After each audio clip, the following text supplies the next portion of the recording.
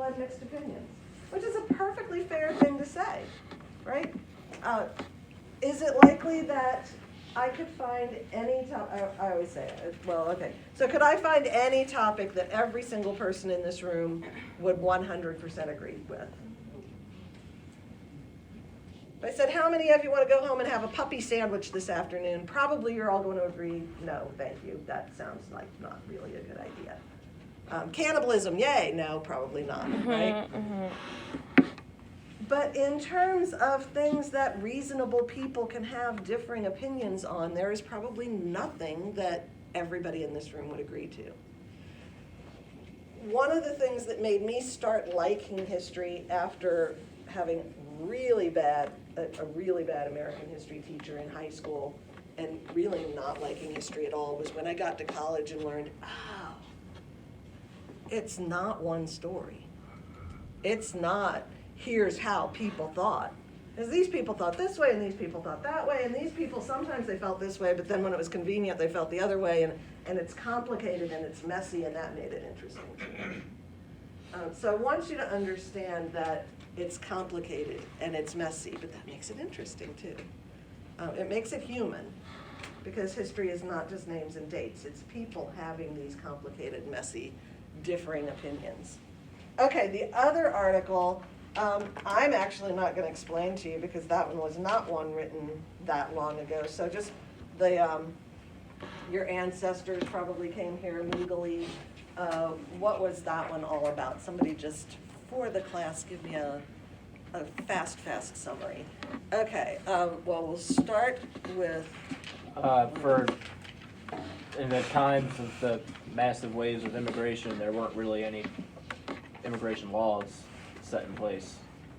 So, yeah, they got here then, and they were good. Yeah, Marga, did you? Right, yeah. Illegal immigration was not a thing back then. So, of course, your ancestors came here legally. There was no way for them not to. Right. They kind of had to sign their name when they got off the boat in Ellis Island, and they were American, and they could vote pretty quickly after that. Yeah.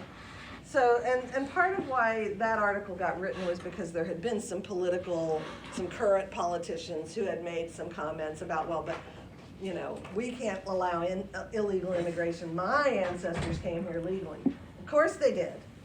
Illegal immigration was not a thing. For a huge portion of American history, there was no such thing as illegal immigration. Now, you could be turned away. If you showed up at Ellis Island and you were visibly sick, you would be put into quarantine, and they would wait. Do you have the flu? Are you going to be better in a week or two? Or do you have the plague, and you're going to unleash, you know, Armageddon on the country?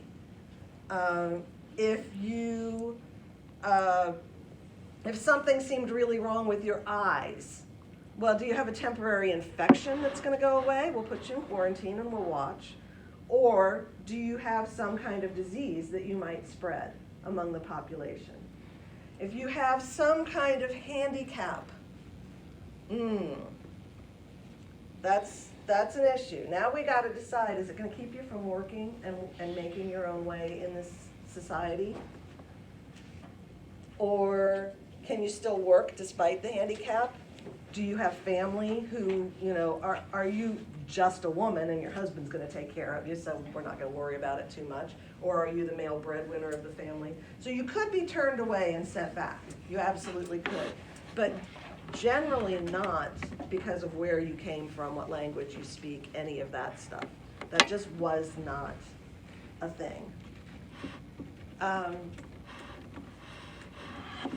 The restrictions that we had were very narrow. So in 1882, the nation passed a law that basically stopped Chinese immigration. Talked before, Chinese immigrants had come. They were mostly male. They had mostly come either for the gold rush or a little bit later they worked on the railroads. And basically, the government decided, yeah, we don't need any more of those people. So in 1882, the Chinese Immigration Act was passed and said, no more Chinese immigration. There were exceptions. There were not many, and it pretty much cut off Chinese immigration. I was only supposed to be for a limited number of years. I don't remember at the moment how many, but they kept renewing it over and over anyway. So for quite a few decades, Chinese immigration was cut off. Other than China, we really were getting almost no immigration from Asia. So there were no other statutes in place limiting, say, Japanese or Korean, because they just weren't coming here. So that was the first time that there was such a thing as, okay, there is actually a restriction on immigration, and it was